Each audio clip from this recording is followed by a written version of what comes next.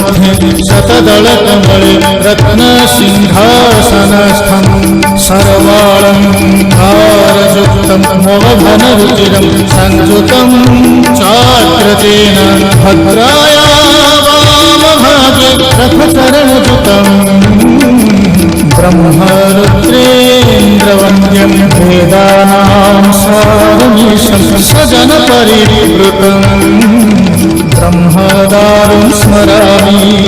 ब्रह्मदारुं स्मरामि।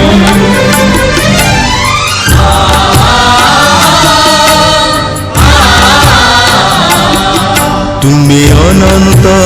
क्षय हे जगन्नाथ, तुम्हें अव्यक्त अक्षर हे जगन्नाथ, निज इच्छारु सृजिल हे जगत, आदि नाही जे तुमर नाही अंत, तुम्हें पवित्र ओंकार चिर सत्य,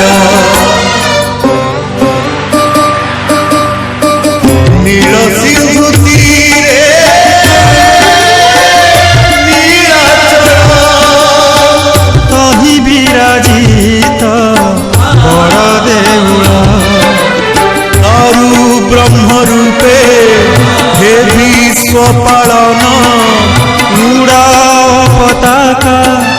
पतित पावन, सत्य धर्म न्याय परिसंस्थापित,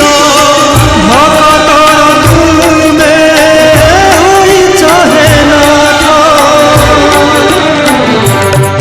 श्री जगन्नाथ।